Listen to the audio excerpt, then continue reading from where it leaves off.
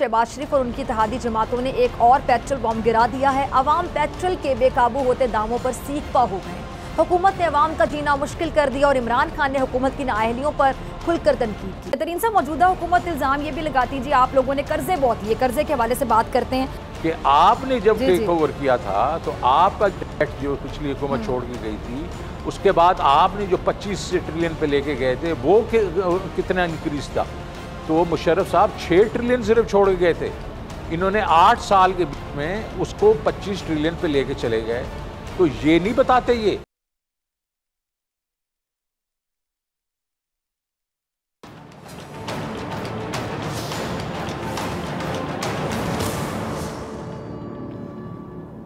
अस्सलाम वालेकुम, प्रोग्राम में खुश आमदीद। आज बात होगी कि शहबाज शरीफ और उनकी इत्तेहादी जमातों ने एक और पेट्रोल बम गिरा दिया है। अवाम पेट्रोल के बेकाबू होते दामों पर सीखपा हो गए। हुकूमत ने अवाम का जीना मुश्किल कर दिया और इमरान खान ने हुकूमत की नाअहलियों पर खुलकर तनकीद की है। अच्छा नाज़रीन, हुकूमत पेट्रोलियम मसनूआत की जो कीमतें हैं उसमें मजीद इजाफे पर इजाफा करती चली जा रही हैं और अवाम का गुस्सा भी बढ़ता चला जा रहा है। हुकूमत ने ऐसा इजाफा किया कि तमाम कह लें कि अगले पिछले रिकॉर्ड तोड़ कर रख दिए हैं। एक हफ्ते के दौरान पेट्रोल की कीमत में 60 रुपये इजाफा कर दिया। कल शहबाज शरीफ एंड कंपनी ने अवाम के दिलों पर बाकायदा छुरियां चलाईं। छुरियां चलाते हुए पेट्रोल 30 रुपये बढ़ा दिया, जिसके बाद अब पेट्रोल की जो फी लीटर कीमत है 209.86 रुपये तक जा पहुंची है, तकरीबन 210। अब इसकी वजह से मौजूदा महंगाई में पहले से भी ज़्यादा इजाफा हो जाएगा, यकीनी सी बात है। बिजली की कीमतें भी मज़ीद बढ़ेंगी, यानी अवाम को ना मज़ीद बिजली के झटके लगाए जाएंगे। अब इस बात का भी इम्कान है कि आने वाले दिनों में भी पेट्रोलियम मसनूआत की कीमतों में इससे भी ज़्यादा मज़ीद इजाफा हो जाएगा। यानी 60 पे इन लोगों को सुकून नहीं आ रहा, अब और बढ़ेंगी कीमतें। अब इन हालात की वजह से ज़रूरी है कि हम पेट्रोलियम इंडस्ट्री से जुड़े जो अहम पहलू हैं उनको समझें, और ताकि जो इसकी कीमतों में उतार चढ़ाव की वजूहात हैं वो जान सकें। ये बड़ा एक स्पेशल प्रोग्राम है, आप लोगों ने बड़ा गौर से सुनना है, बड़ा इन्फॉर्मेटिव भी है, ताकि आपको पूरा ये समझ आए कि जो उतार चढ़ाव होता है इसकी असल जो वजूहात होती हैं वो होती क्या हैं। आज मैं आपको बताने की कोशिश करूँगी ताकि आप जान सकें कि जो डीज़ल और पेट्रोल की कीमत है ये जब बढ़ती है तो देख रहे हैं, पेट्रोल की कीमत बढ़ी, डीजल की कीमत बढ़ी, तो ये तो सबको पता है कि जी जब ये कीमत बढ़ेगी तो मुल्क में महंगाई बढ़ेगी। लेकिन इसकी वजूहात क्या हैं आज आप तमाम लोग इस प्रोग्राम में जानेंगे। मुख्तलिफ ममालिक में जो तेल की कीमतें हैं वो मुख्तलिफ क्यों हैं, खाम तेल क्या है, ऑयल रिफाइनरीज का क्या काम होता है, तेल की कीमतों का तयन आखिर होता कैसे है, और पाकिस्तान अपनी ज़रूरत का किस कदर तेल खुद पैदा करता है और कितना आलमी मार्केट से ख़रीदता है। इन सवालों के जवाब आज इस प्रोग्राम में आपको मिलेंगे।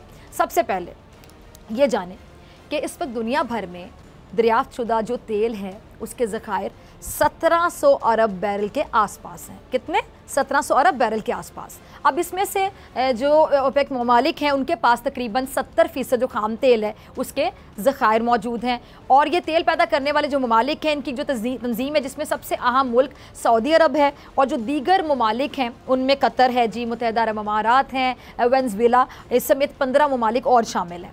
अच्छा जी, आलमी मार्केट में जो तेल की कीमत का तयन है वो करने के लिए इसका सबसे बड़ा अहम एक किरदार भी होता है। अब एक तरह से हम ये कह सकते हैं कि जो तंजीम है इसकी तेल की कीमतों पर अजारादारी भी कायम है। इस तंजीम के जो रुकन ममालिक हैं अगर तेल की प्रोडक्शन कम कर दें तो आलमी मार्केट में तेल की कीमतें बढ़ जाती हैं। अच्छा, 2021 के दौरान दुनिया भर में 96 मिलियन बैरल तेल रोज़ाना की बुनियाद पर इस्तेमाल किया गया। और माहिरीन क्या बताते हैं कि 2022 के दौरान 98.3 मिलियन बैरल तेल, 98.3 मिलियन बैरल जो तेल है वो रोज़ाना इस्तेमाल होगा। अच्छा, अब आलमी मार्केट से तेल ख़रीदने के लिए 2 बेंचमार्क्स होते हैं, ज़रा आप सुन लीजिएगा। एक जो है जी वो WTI है, वेस्ट टेक्सास इंटरमीडिएट, और दूसरा जो है वो ब्रेंट। और भी बेंचमार्क्स है लेकिन ये जो दोनों हैं आप समझ लें कि सबसे ज़्यादा जो अहम है ना वो ये 2 हैं जिनका मैंने आपको बताया। अच्छा जी, अब जो WTI है उसके क्रूड ऑयल में जो API ग्रेविटी है वो ज़्यादा होता है। अब API ग्रेविटी आप सोचेंगे क्या होता है, इससे मुराद ये होती है आम अल्फाज में कि वो कितना हल्का तेल है और अगर उसे पानी में मिलाया जाएगा तो उसकी कितनी मिकदार पानी पर तैरती रहेगी। अच्छा, जो ब्रेंट के मुकाबले में इसमें आप कह लें कि सल्फ़र भी कम होता है। अच्छा, अब ये बात याद रखिएगा, सल्फ़र का मैंने जिक्र किया कि जिस खाम तेल में सल्फ़र ज़्यादा होगा उसमें से पेट्रोल निकालने पर ज़्यादा वक्त लगेगा और ज़्यादा पैसा भी लगेगा। इसीलिए जो WTI क्रूड ऑयल है ब्रेंट की निस्बत थोड़ा सा आप कह लें कि बेहतर समझा जाता है। अच्छा, लेकिन ब्रेंट की कीमत जो है वो कुछ कम होती है, इसलिए ये पूरी दुनिया में चलता है। ज़ाहिर बात है, जो सस्ता होगा कीमत कम होगी, वो ज़्यादा ख़रीदा जाएगा, यूज़ होगा, ज़्यादा इस्तेमाल होगा, ज़्यादा चलेगा। अच्छा, आगे चलते हैं। पाकिस्तान और भारत में भी ना ब्रेंट इस्तेमाल करते हैं और इंटरनेशनल मार्केट में भी जो क्रूड ऑयल बैरल के हिसाब से मिलता है, एक बैरल में 159 लीटर तेल होता है, 159 लीटर्स। और ख़ाम तेल को रिफाइनरीज़ में लाया जाता है, जहां इसमें से पेट्रोल, डीजल और जो फर्नेस ऑयल है उस समय जो दीगर प्रोडक्ट्स हैं वो अलग की जाती हैं। अच्छा, पाकिस्तान में 5 बड़ी ऑयल रिफाइनरीज़ हैं। इनमें जी एक बाइको पेट्रोलियम है, पाक अरब रिफाइनरी है, जिसको पार्को कहा जाता है, सबसे बड़ी है। ये दो आप समझें रिफाइनरीज पाकिस्तान में 50% 50% ख़ाम तेल को प्रोसेस करती हैं। अच्छा, जो दीगर बड़ी ऑयल रिफाइनरीज हैं उनमें अटक रिफाइनरी लिमिटेड है, नेशनल रिफाइनरी लिमिटेड और पाकिस्तान रिफाइनरी लिमिटेड शामिल हैं। ये 5 जो रिफाइनरीज हैं ये सालाना 19.4 मिलियन टन ख़ाम तेल को प्रोसेस कर सकती हैं। लेकिन 2021 के माली साल के दौरान इनकी जो आउटपुट है वो सिर्फ 11.6 मिलियन थी। इसका मतलब ये हुआ कि हमने 2021 के माली साल के दौरान अपनी सलाहियत का 60% तेल प्रोसेस किया और जो बकिया 40% हमें रिफाइंड ऑयल जो है बाहर से ख़रीदना पड़ा था। अब आता जी अक्टूबर 2018, अक्टूबर 2018, पाकिस्तान और सऊदी अरब के दरमियान गवादर में एक ऑयल रिफाइनरी कायम करने का मुआहदा हुआ, लेकिन उस पर अभी तक अमल शुरू नहीं हो सका। पाकिस्तान जो स्टेट ऑयल अपनी पेट्रोलियम की जो दरामदात हैं स्पॉट टेंडर्स के ज़रिए करता है, आपको पता है, जबकि जो हाई स्पीड डीजल है कुवैत पेट्रोलियम कॉरपोरेशन से ख़रीदा जाता है, जिनके साथ एक आप कह लें कि तवीलुल मुद्दती मुआहदा किया गया था। अब इस मुआहदे में रीन्यू कैसे किया जाता है? हर 2 साल बाद इसको रीन्यू किया जाता है। अब इन दोनों की कीमतों की अगर आप औसत निकाल लें तो कंज्यूमर प्राइस मुतय्यन की जाती है। अब मार्च 2022 में औसत निकालने के फॉर्मूले को तब्दील किया गया था, जिसकी मंजूरी ECC ने दी थी। अच्छा, पाकिस्तान में तेल की कीमतों का ब्रेकअप कुछ इस तरह से, ज़रा सुनिएगा। ऑयल रिफाइनरीज खाम माल ख़रीदती हैं और इसे रिफ़ाइन करके ऑयल मार्केटिंग कंपनीज़ को फ़रोख्त करती हैं। अच्छा, फिर इन कंपनियों में PSO, Shell Pakistan limited, Hascol petroleum limited समेत कई और कंपनियां शामिल हैं। तमाम नामों से आप तमाम लोग वाकिफ़ होंगे। अच्छा जी, जो एक्स रिफाइनरी तेल की कीमत है उसका तयन रिफाइनरीज या फिर ऑयल मार्केटिंग कंपनियां नहीं करती हैं, बल्कि ओगरा एक फार्मूले के तहत इसका तयन करता है। इस फार्मूले में 17% general sales tax, petroleum development जो लेवी है, डीलर मार्जिन है और ऑयल मार्केटिंग जो कंपनीज मार्जिन है उस समेत कई आप समझ लें और आइटम्स शामिल होते हैं। अच्छा, वज़ीर आज़म को ओगरा की समरी में तब्दीली करने या इसे मुस्तरद कर देने का इख्तियार होता है। किसको? वज़ीर आज़म को। अच्छा, अब एक और सवाल, वो ये कि दुनिया में मुख्तलिफ ममालिक में जो तेल की कीमतें हैं उसमें फ़र्क क्यों होता है? तमाम लोग इसका जवाब जानना चाहते होंगे। इसकी सबसे अहम वजह ये है कि जी किसी भी मुल्क की तेल की जो अपनी एक पैदावार है वो कितनी है, और पाकिस्तान अपनी ज़रूरत का तकरीबन 15 से 20% तेल खुद पैदा करता है। अब पीछे जो 80 से 85% बचा उसे बैरून मुल्क से ख़रीदना पड़ता है। उस जो परसेंटेज है उस परसेंटेज को ख़रीदना पड़ता है हमें। अब इसके लिए हर साल अरबों डॉलर का कीमती ज़र मुबादला खर्च होता है, ज़ाहिरी बात है। अच्छा, आलमी मार्केट में ख़ाम तेल की कीमतें कम हो जाएं तो फिर क्या होगा? ज़र मुबादला भी कम खर्च होगा, और अगर ये कीमतें बढ़ जाएंगी तो इम्पोर्ट बिल भी यकीनी बात है कि बढ़ जाएगा। अच्छा, साबिक़ वज़ीर-ए-आज़म इमरान खान साहब ने अपनी हुकूमत के आखिरी कई माह के दौरान तेल की मसनूआत पर सेल्स टैक्स और दीगर टैक्सेस ख़त्म कर दिए थे। पेट्रोल की कीमतों में 10 रुपये फ़ी लीटर कमी कर दी थी और मौजूदा हुकूमत ने भी इसे बरकरार रखा, मगर इसकी भारी कीमत मुल्क की मईशत को अदा करनी पड़ी है। हुकूमत फ़ैसला लेने से कतराती रही। आलमी मार्केट में तेल के महंगा होने की वजह से एक अंदाजे के मुताबिक, अब ज़रा सुनिएगा, एक अंदाजे के मुताबिक मई के पहले 15 दिन में पाकिस्तान को 40 अरब रुपए ऑयल कंपनीज को अदा करने पड़े, जो मुल्की ख़जाने पे यकीनी तौर पे एक बड़ा बोझ है। अब इस साल मार्च से लेकर 15 मई तक मजमूई तौर पर ऑयल कंपनीज को 200 अरब रुपए अदा किए। तेल की कीमतों में इजाफे के बायस अफराते ज़र में इजाफा होता है। ठीक है, अब इस वक्त मुख्तलिफ वजूहात की बिना पर कह लें कि आलमी सतह पर महंगाई ने बाकायदा पंजे गाड़े हुए हैं। पाकिस्तान में भी अफराते ज़र 15% को अबूर कर चुका है। अब पेट्रोलियम प्रोडक्ट्स की कीमतों में इजाफा कर दिया गया है। अब इसके बाद महंगाई का जो समंदर है वो आवाम को बहा कर ले जाएगा, जिसकी वजह से गुर्बत में या ज़ाहिरी सी बात है कि पहले से भी ज़्यादा और पता नहीं कितना ज़्यादा इजाफा होगा और बहुत से कारोबार भी मुतासर होंगे। अब ये बात समझने की है क्या कि मौजूदा हुकूमत ने आने के बाद आवाम को जो सब्सिडी दी है वो बिलवास्ता आवाम पर ही बोझ था और आवाम इस सब्सिडी की कीमत भी अपनी जेब से ही अदा कर रहे थे। क्यों? क्योंकि हुकूमत टैक्सों की मद में आवाम से अरबों रुपए हासिल करती रही, आवाम को सस्ता तेल मुहैया कर रही है, तो फिर इसकी कीमत भी बिलवास्ता तौर पर आवाम ही अदा कर रहे हैं। क्योंकि हुकूमत हर माह आवाम से वसूल किए गए जो टैक्स हैं उससे ऑयल कंपनीज़ को हर महीने अरबों रुपए अदा कर रही है। और जो माहिरीन माशियात हैं वो तेल पर सब्सिडी देने के हुकूमती फ़ैसले को बाकायदा सियासी करार दे रहे हैं, जिसके मईशत पर बहुत बुरे, सिर्फ बुरे नहीं बहुत बुरे असरात मुरत्तब हो रहे हैं। अब इस वक्त आलमी मार्केट में ख़ाम तेल की जो कीमतें हैं वो $100 फ़ी बैरल से $108 के दरमियान है। दुनिया में 2008 के बाद ख़ाम तेल की इस कदर बुलंद कीमतें देखी गई हैं और इसकी वजह से वो ममालिक बहरान की जद में हैं जो अपनी ज़रूरत का जो तेल है ख़ुद से पैदा नहीं कर रहे। अब आलमी मार्केट से तेल ख़रीदने की वजह से इनके ज़र मुबादला के ज़खायर समेत ये जो दबाव में ज़ारी बात है, सख्त दबाव में अगर मैं कहूँ तो गलत नहीं होगा। अब तेल के महंगा होने की एक वजह ये जो ओपेक ममालिक है ना, इनकी जानिब से तेल की पैदावार कम कर देना है, जबकि दूसरी बड़ी वजह रूस और यूक्रेन की जो लड़ाई है वो एक बड़ी वजह है। कोरोना वबा के दौरान आलमी सतह पर तेल की तलब बहुत कम हो गई थी और जिसकी वजह से इसकी कीमतें इंतहाई निचली सतह पर चली गई थीं। अप्रैल मई 2020 में तेल की कीमतें $19 फ़ी बैरल तक गिर गई थीं। इस दौरान होने वाले खसारे को पूरा करने के लिए इन ममालिक ने तेल की सप्लाई की सतह कम कर रखी थी ताकि जो आलमी मार्केट है उसमें इसकी कीमत ज़्यादा हो सके। अच्छा, रूस दुनिया में तीसरा बड़ा ऑयल प्रोड्यूसर है। रूस जनवरी 2022 की अगर मैं बात करूं तो उसमें रूस की तेल की जो पैदावार है वो 11.3 मिलियन बैरल रोज़ाना थी। अब इस वक्त अमेरिका की जो तेल की रोज़ाना पैदावार है वो भी ज़रा सुन लीजिएगा, 17.6 मिलियन बैरल और सऊदी अरब की 12 मिलियन बैरल रोज़ाना थी। अच्छा, यूक्रेन से जंग शुरू होते ही रूस पर जो आलमी पाबंदियों का जब आगाज़ हुआ, जिसकी वजह से दुनिया में तेल की सप्लाई में कमी के खदशात बढ़े, इस बिना पर ख़ाम तेल की कीमतें आसमानों को छूने लगीं। पाकिस्तान अपना 80% जो तेल है 80% वो दीगर ममालिक से ख़रीदता है, इसलिए इसके ज़रिए मुबादला के ज़खायर पर भी बोझ पड़ने लगा। अच्छा, नई हुकूमत के पहले माह ही इन ज़खायर में $6 अरब से ज़्यादा की कमी हो गई। अब इसकी एक वजह तेल का इंपोर्ट बिल बढ़ जाना। पाकिस्तान के पास तेल को ज़ख़ीरा करने के लिए गुंजाइश बहुत कम है और शायद यही वजह है कि जब दुनिया में तेल की कीमतें कम होती हैं तो हम बहुत ज़्यादा तेल ख़रीद नहीं सकते हैं। और अगर इंफ्रास्ट्रक्चर को बेहतर किया जाए तो फिर जो आलमी मार्केट में तेल है वो सस्ता होने की सूरत में बड़ी मिकदार में ज़ख़ीरा किया जा सकता है।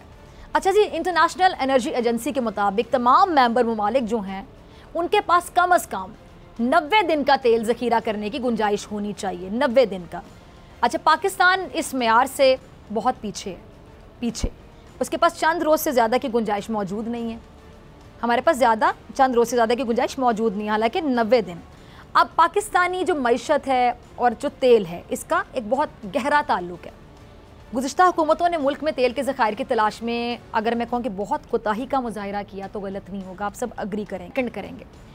इस हवाले से कोशिशें तेज़ तर करने की ज़रूरत है ताकि हम अपनी ज़रूरत का जो बेशतर हिस्सा है ख़ुद प्रोड्यूस कर सकें, ज़्यादा हम अपने ऊपर डिपेंडेंट हो जिस हद तक हो सके। अब इसके बगैर हमारी जो मईशत है आलमी मार्केट में तेल की कीमतों के उतार चढ़ाव के रहमो करम पर रहेगी और पता नहीं कब तक रहेगी। लेकिन अवाम इस वक्त जो नाअहल हुकूमत है उसके रहमो करम पर है, जिससे अवाम बाकायदा अगर मैं को तंग आ चुके हैं, बिल्कुल गलत नहीं होगा। ज़रा देखते हैं कि अवाम जो बढ़ती हुई पेट्रोल की कीमतें हैं उस पर हुकूमत की जान को बाकायदा मैं क्या बोलूँ, जैसा किसी की जान को रोते हैं ना, अवाम कैसे इनकी जान को रो रहे हैं, ज़रा देखिएगा। जी सुना आपने, अवाम हुकूमत से सख्त नाला हैं, बहुत नाराज़ हैं, सीखपा का लफ्ज़ इस्तेमाल करूँ, गुस्से का लफ्ज़ इस्तेमाल करूँ, आपने सब अपने कानों से सुन लिया। अच्छा, ये पेट्रोल की बढ़ती कीमतों से परेशान और क्यों ना हो, पेट्रोल की बढ़ती कीमतों से 60 रुपये बढ़ा दिया, अब आगे भी बढ़ाने का इरादा है। हुकूमत अवाम को रिलीफ नहीं बल्कि तकलीफ दे रही है और इमरान खान इस हुकूमत को हटाकर अवाम को सुख का सांस लेने का मौका फराहम करना चाहते हैं। और इस हवाले से आज से तहरीक इंसाफ ने मुल्क गिर सतह पर महंगाई के खिलाफ मार्च का बाकायदा आगाज़ कर दिया है और लोगों का जो हुजूम है, जो महंगाई से तंग है, वो तहरीक इंसाफ के साथ इस महंगाई के खिलाफ आवाज़ में आवाज़ मिला रहा है। अच्छा, आज मुनीर जलसे में भी इमरान खान साहब ने हुकूमत को बेकाबू होती जो महंगाई है आड़े हाथों लिया। इमरान खान साहब का क्लिप होगा, टीम चलाइएगा। जी, तो सुना आपने, खान साहब को आईना दिखा रहे थे इस हुकूमत को जिसको ये लोग इंपोर्टेड हुकूमत कहते हैं। आपको याद होगा जब पीडीएम इत्तेहाद बना था, सबसे पहले इसको मैं गैर फितरी इत्तेहाद कहती हूँ। पता नहीं कैसे वो इत्तेहाद बन गया था, जो एक दूसरे की शक्लें नहीं देखना चाहते थे, बर्दाश्त नहीं करते थे एक दूसरे को। ये इत्तेहाद बना और महंगाई के नाम पर सबसे पहले रोला जो मचाया गया, शोर महंगाई महंगाई महंगाई। अब खुद किस तरह दिफा करेंगे, कैसे अवाम के सामने जाएंगे? अवाम तो बड़े सीख पा हैं, बड़े नाला हैं, बड़े नाराज़ हैं कि आप तो महंगाई को कंट्रोल करने थे, आप महंगाई को बढ़ाते चले जा रहे हैं और अवाम अब इनसे कह रहे हैं कि मजीद ऐसे नहीं चलेगा, अब ऐसे नहीं चलेगा। मिलते हैं ब्रेक के बाद।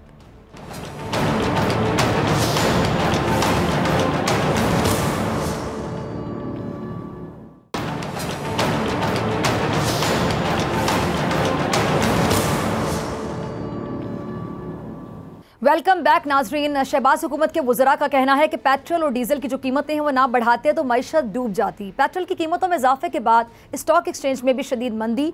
आलमी रेटिंग एजेंसी मूडीज़ ने पाकिस्तान की मकामी और गैर मुल्की करेंसी की सूरत हाल को गैर मुस्तहकम करार देते हुए पाकिस्तान के आउटलुक को मुस्बत से मनफी कर दिए। और आज साबिक वज़ीर ख़जाना शौकत तरीन साहब ने कहा कि मौजूदा हुकूमत को मईशत की समझ नहीं आ रही और मेरी तजवीज़ है कि मौजूदा हुकूमत मुस्ताफ़ी हो, नए इलेक्शन की तारीख दे दे। इस वक्त हमारे साथ मौजूद हैं साबिक वफाकी वज़ीर ख़जाना सेनेटर शौकत तरीन साहब। तरीन साहब, बहुत शुक्रिया वक्त देने के लिए। तरीन साहब, तहरीक इंसाफ की हुकूमत ने और आपने मुश्किल फ़ैसले लिए मगर इसके साथ अवाम को रिलीफ भी दिया।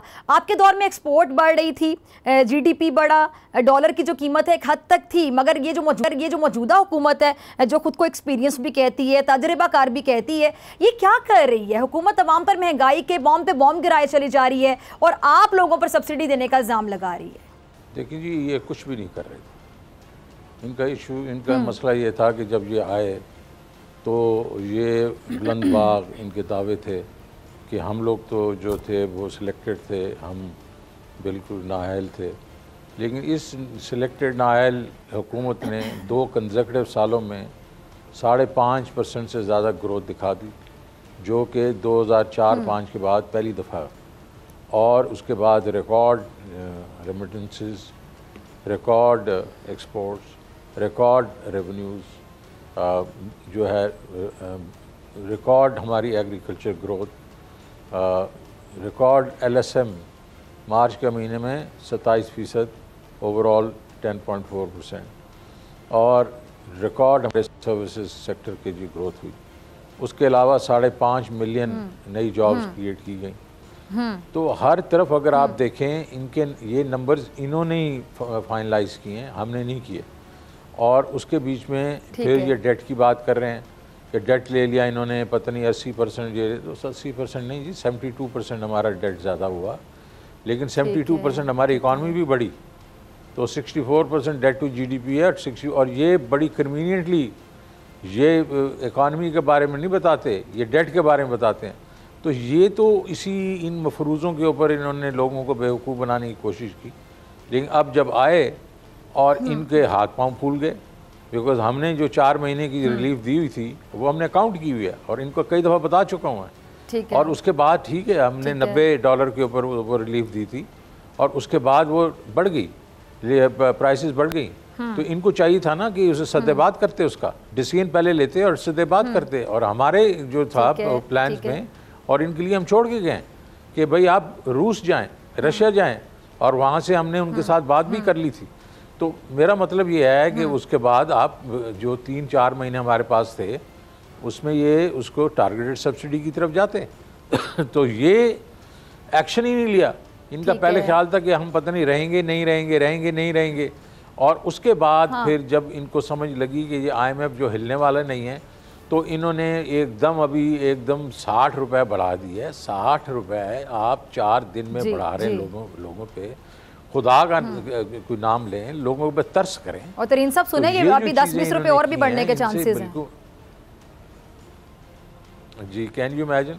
और हम जो होते 30-40-50 रुपए फी लीटर हमने रूस से ले लेना था, और उसके बाद हमने टारगेटेड सब्सिडी करके हमने तो बढ़ाने अच्छा सॉरी मैं आपकी बात काट रही हूँ शौकत तरीन साहब, मेरे ज़हन से पॉइंट निकल ना जाए। आपने ये रूस का 2 बार जिक्र किया, तो मैं चाहती हूँ कि आपकी मौजूदगी का फ़ायदा उठाते हुए तहरीक इंसाफ के मुताबिक जो आपने भी जिक्र किया कि आपकी हुकूमत ने रूस से सस्ता तेल खरीदने का जो पूरा प्लान भी बना रखा था, लेकिन हुकूमती वज़रा ने आज प्रेस कॉन्फ्रेंस करके कहा है कि जी आपने रूस को इस हवाले से जो ख़त लिखा उसका जवाब ही नहीं आया। तो क्या कहेंगे इस पर, और ये भी ज़रा बता दीजिएगा नाज़रीन को आसान अल्फाज में जो देख रहे हैं, आपको सुन रहे हैं, कि कितना फ़ायदा होता अगर रूस से तेल खरीद लिया जाता।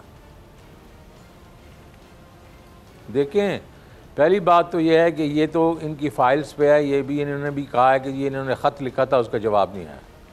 अब मुझे बताएं, जो ख़त हमने लिखा था किसी वजह से लिखा था ना, वहाँ के हमारे जो एम्बेसडर हैं, आज हमाद अज़हर ने बड़ी अच्छी तरीके से प्रेस कॉन्फ्रेंस में एक्सप्लेन किया है कि उन्होंने हमें कहा कि आप ख़त लिखें ताकि हम इसके ऊपर आपके साथ कॉन्ट्रैक्ट करें।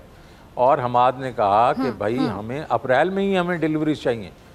अब 29 मार्च को हम ख़त लिखते हैं, ये लोग आ जाते हैं, ठीक है, और उसके बाद ये एक्शन ही नहीं लेते, ये जाते ही नहीं है उनके पास। तो क्या कुआं इनके पास चल के आएगा कि ये प्यासे ये जाएंगे कुएं के पास?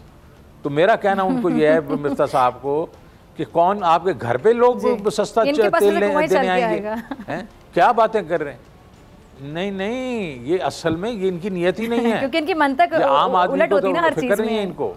तरीन साहब नहीं जी, मंतक की बात नहीं है, ये डरे हुए हैं अमेरिका से। अब इंडिया जो उनका स्ट्रेटेजिक पार्टनर है वो नहीं डरा, श्रीलंका उनके साथ कर रहा है। हम लोग क्यों डरे उनसे? हम उनको कहें जी हमारे गरीब आवाम के लिए ये बहुत ज़रूरी है, तो ये उसके पास नहीं जाएंगे। उसका कितना फ़र्क पड़ता? तकरीबन 45 से 50 रुपए फी लीटर हमें फ़र्क पड़ना था, और ये हमें सब्सिडी 45 से 50 रुपए फी लीटर, ये तो बहुत बड़ा फर्क की है जी। आप जी बिल्कुल फ़र्क है, और ये इनको समझ आया कि वो अगर करते तो हमें ये इंक्रीज ना करनी पड़ती। अच्छा तरीन साहब, बिजली की कीमतों की मैं बात करना चाहती हूँ। जो मिफ्ता साहब जो कह रहे हैं जी हमें शॉर्ट टर्म पर जो महंगी LNG है वो ख़रीदना पड़ रही है, और जी कोयले की जो कीमतें हैं वो LNG से भी ज़्यादा हो गई हैं, और जो कोयले से बनने वाली बिजली है उस पर फ्यूल का जो खर्चा है वो बता रहे हैं जी 30 रुपये आ रहा है। अच्छा, मिफ्ता साहब ने एक इल्ज़ाम भी लगाया है कि आप लोग LNG मंगवाना भूल गए थे, तो लिहाजा ये मलबा भी उन्होंने आराम से बड़े स्मार्टी तहरीक इंसाफ पर डाल दिया कि तहरीक इंसाफ कसूरवार है, आप लोग रिस्पॉन्सिबल हैं बिजली महंगी होने के लिए। अच्छा जी, पहली बात वो LNG का कॉन्ट्रैक्ट जो अप्रैल में उन्होंने 4 किए हैं, सबसे हाईएस्ट प्राइसेस पे किए हैं, उसके बाद उसकी प्राइस भी थोड़ी गिर गई थी। ये तो शर्मिंदा है उस चीज़ के ऊपर। ये क्या बात करेंगे हम नहीं करें, ये तो मतलब कॉन्ट्रैक्ट्स जो दिनों में आ जाते हैं। और दूसरी चीज़ ये है कि LNG और कोयले के कारखाने कौन लगा के गया था? और हमने लगाए थे वो कारखाने, इन्होंने नहीं लगाए हैं। अगर उसमें हमारे वक्त में भी प्राइस जो है ऊपर गई है कि हम उसको मैनेज करते थे, और किसी जगह सब्सिडी दे देते थे, कहीं हम लोग वो जो आपके हाइडल ज़्यादा चला देते थे। लेकिन इनको क्योंकि इनको कोई समझ ही नहीं है ये क्या करना है इन्होंने, तो 7,500 मेगावाट की शॉर्टफॉल हो रही है इस वक्त। और इस वक्त जो है इन्होंने इंडस्ट्रीज बंद करना शुरू कर दी हैं, स्टील इंडस्ट्री बंद कर दी है, जिससे होते होते आप देखेंगे कि ये जो है हमारी इकोनॉमिक ग्रोथ जो 6% हम छोड़ के गए हैं कि 6% दिस ईयर जो होनी है, आप देखेंगे अगले साल क्या होता है। तो ये तो लोग वैसे ही जो है वो बिजली से जो मतलब लोड शेडिंग से तंग है, आप देखेंगे हमारी इकोनॉमी भी उससे सफ़र करेगी, बिल्कुल सफ़र करेगी। अच्छा, वैसे जिस तरह ये महंगाई कह रहे हैं, और महंगाई का नारा लगा के आपको याद होगा तरीन साहब के सबसे पहले PDM इत्तेहाद बना था, बड़ा गैर फितरी सा इत्तेहाद, तमाम लोग जो जिसके के खिलाफ थे, किसी ने किसी को सड़कों पे घसीटना था, किसी ने पेट फाड़ के पैसे निकालने थे, फिर इकट्ठे हो गए क्योंकि इमरान खान साहब को घर भेजना था, इक़्तिदार की कुर्सियों पर बैठना था, ऑपोजिशन बेंचेज इनको काट रहे थे, वहाँ नहीं बैठना चाह रहे थे ये लोग। अच्छा जी, महंगाई का रोला मचाया गया, महंगाई का शोर मचाया गया, अब ये लोग किस मुँह से डिफेंड करेंगे, दिफा करेंगे कि आने की जल्दी थी, होमवर्क आप लोगों ने किया नहीं हुआ था, और आप लोग कोल्ड एक्सपीरियंस भी थे, तमाम लोग 3-3 बारियां उन्होंने ली, फिर आके महंगाई की, 30 रुपए महंगा किया, फिर 30 रुपए महंगा किया, 60 रुपए महंगा कर दिया। तो मुझे बताइए कि तो अपना वोट बैंक भी सफर करेगा इनका आगे, ये इलेक्शन में जल्दी नहीं भी जाते, देर से भी जाते हैं, तो इनका वोट बैंक बड़ा मुतासिर होगा इस परफॉर्मेंस की वजह से, खासतौर पर नून लीग का। बिल्कुल होगा। और दूसरी चीज़ ये है कि ये अपनी इनकॉम्पिटेंस दिखा रहे हैं। मैंने तो आपको ये भी देखें, हम कोई चीज़ छुपा के नहीं रखी हमने, मैंने तो उनको ये भी बता दिया सोल्यूशंस क्या हैं, और हम होते हम क्या करते। तो कम से कम वही कर लो यार, जो किसी की अगर तुम्हारी इमेजिनेशन नहीं है तो किसी और की नकल ही मार लो यार। तो ये तो वो भी करने को तैयार नहीं है, क्योंकि डरते हैं ये जिन मुल्कों से डरते हैं, उसके फिर आपका अवाम का जो आपका वो जो है इंटरेस्ट वो पहले होना चाहिए। दूसरे लोग जो हैं जो मर्जी कहते रहें, और यही इमरान खान में और इनमें फ़र्क है कि उसने कहा था एब्सोल्युटली नॉट, और उसने कहा था हम किसी के क्या हम इनके नौकर हैं, हमने जो कहा वो हम अपना खुद करेंगे। तो वो ये जो चीज़ें हैं ये एक कौम को खुददार बनाती हैं, और ये हमारे में खुददारी थी। इन्होंने तो ये कहा कि बेगर्स कांट बी चूज़र्स। तो ये जो चीज़ें हैं ये अब वो अवाम के सामने आएंगी और उनको हमारी याद आएगी। ठीक है तरीन साहब, मुझे ब्रेक का कहा जा रहा है। शौकत तरीन साहब हमारे साथ मौजूद हैं, आपसे मुलाकात होगी इस ब्रेक के बाद।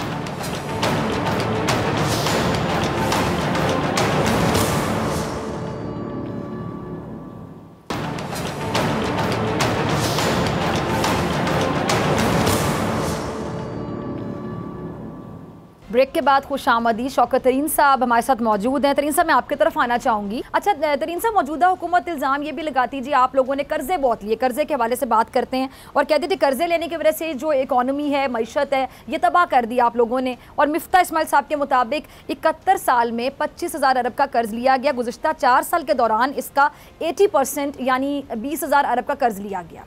क्या कहेंगे? देखिए, मैं तो बहुत दफ़ा कह चुका हूँ इसके ऊपर कि यार देखो, लोगों को मत बेवकूफ़ बनाया करो। आप ये जो बातें करते हैं इस पे लोगों को हंसी आने, जो पढ़े लिखे लोग हैं उन पर हंसी आएगी।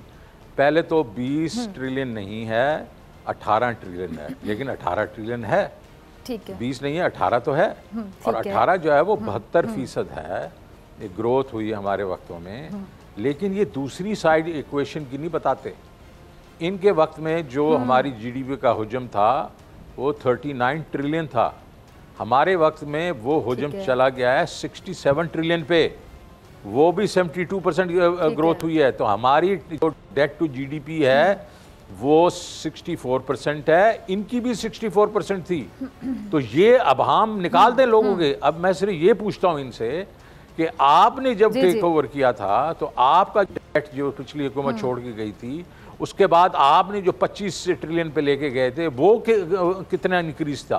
तो और जो मतलब जो 2 हुकूमतें थीं उससे पहले तो मुशर्रफ साहब 6 ट्रिलियन सिर्फ छोड़ के गए थे। इन्होंने 8 साल के बीच में उसको 25 ट्रिलियन पे लेके चले गए।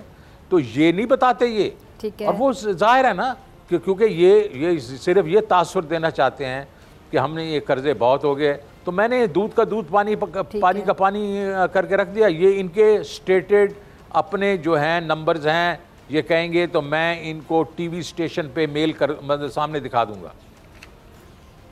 ठीक है, ठीक है। अच्छा तरीन साहब, ये मौजूदा हुकूमत ये भी कह रही है कि जी जो चीन की जानिब से पाकिस्तान को $2.5 अरब मिलने का इम्कान है, और वजारत ख़जाना का कहना है कि जी IMF प्रोग्राम की जल्द बहाली के भी कुछ रोशन इम्कानात हैं। तो आपको लगता है कि इससे कुछ फ़र्क पड़ेगा? अगर पड़ेगा तो किस हद तक पड़ेगा आपके मुताबिक? कुछ पड़ेगा वैसे? देखें, पहली बात तो यह है कि IMF प्रोग्राम अगर फिर से स्टार्ट हो जाता है और उसके लिए उन्होंने जो भी हम तो हमारा तो नेचुरल वो चल रहा था कि उन्होंने 6 ट्रांच के बाद 7th ट्रांच हमें दे देनी थी अप्रैल के बीच में, और फिर जो मार्च के नंबर्स के बेसिस पे हमें उन्होंने जून में दूसरे पैसे दे देने थे। अब उन्होंने वो रोक लिए और उन्होंने कहा पहले प्रायर एक्शन होंगे, पहले आप सारी ये फ्यूल प्राइसेस बढ़ाएंगे कि अपना बिजली कीमतें बढ़ाएंगे, टैक्सेस बढ़ाएंगे और एग्जम्पशंस कम करेंगे और बजट में डालेंगे, फिर हम आपको पैसे देंगे। इसका मतलब जुलाई में पैसे देंगे। जब जुलाई में पैसे देंगे तो फिर उसके बाद चाइना भी इनको देगा पैसे, और वो चाइना ने तो हमें पहले ही कह दिया था कि आपको हम दे रहे हैं। ये तो इनके आने की वजह से वो रुक गए, क्योंकि शाह महमूद कुरैशी ने जो फॉरेन मिनिस्टर थे वैंग यी जो है, उनसे जब बात की थी और उन्होंने मुझे वहाँ से बीजिंग से पैगाम भेजा कि वो एग्रीमेंट हो गया है और वो आपको हफ्ते 10 दिन में पैसे आ जाएंगे। लेकिन उन्होंने भी रोक लिए।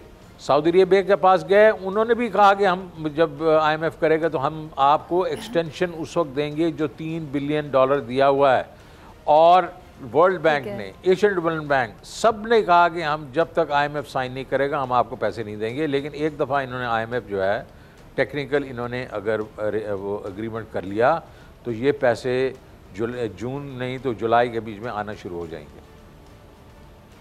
ठीक है। अच्छा तरीन साहब, अब एक खबर ये कि जी तिजारती जो खसारा है वो 43.3 अरब डॉलर्स की रिकॉर्ड सतह पर पहुंच चुका है। इसकी वजूहात क्या समझ आती हैं और इसके लिए जो मौजूदा गवर्नमेंट है इसने कुछ इकदाम किए?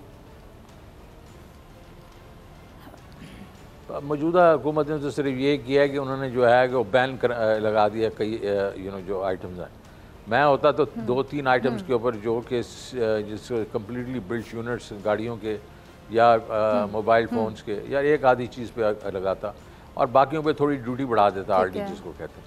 इन्होंने कुछ 800 आइटम जो हैं और सारी दुनिया परेशान है और लोगों के चॉकलेट्स आ रहे हैं एयरपोर्ट पे, वो चेक हो रहे हैं, सारा कुछ हो रहा है।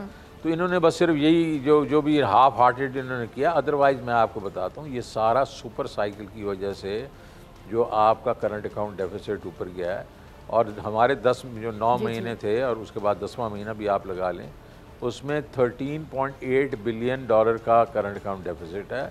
600 मिलियन डॉलर का पर मंथ पे आ गया, तो $1.2 बिलियन अगर और करेंगे तो ये तकरीबन $15 बिलियन होगा आपका पूरा साल का, जिसके बीच में से तकरीबन 14 बिलियन तो सिर्फ 4 आइटम्स की बीच में जो है इंक्रीज से। एक तो पेट्रोलियम प्रोडक्ट्स जिसमें पेट्रोल है, LNG वगैरह हैं, और उसका है सबसे बड़ा, उसका भी तकरीबन मेरे ख्याल में कोई 12-13 बिलियन है।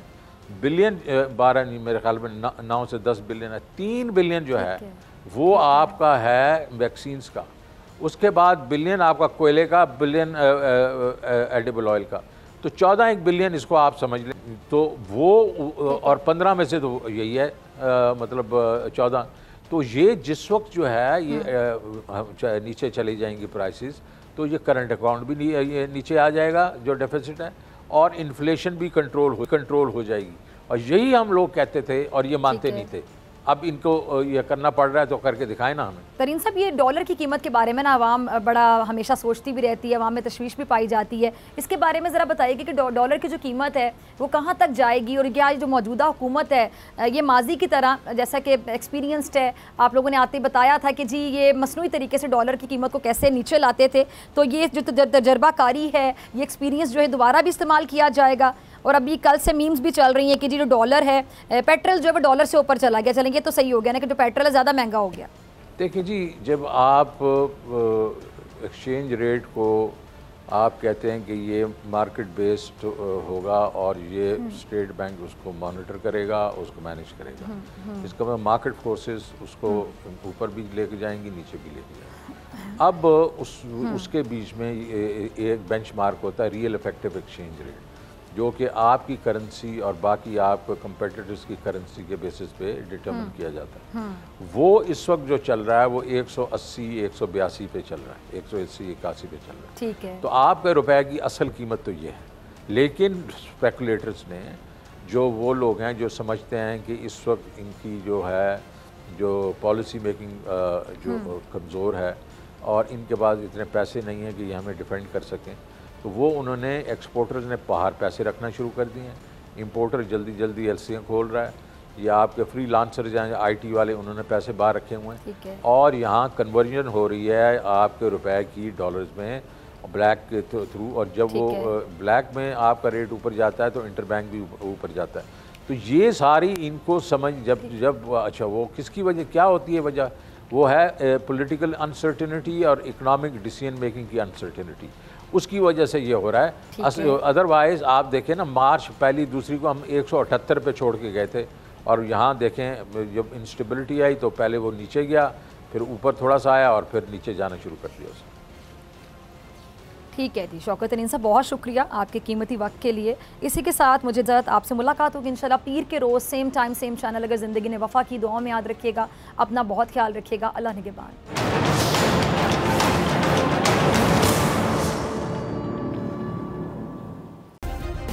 सब्सक्राइब करें और बेल दबाएं ताकि कोई खबर रह न जाए।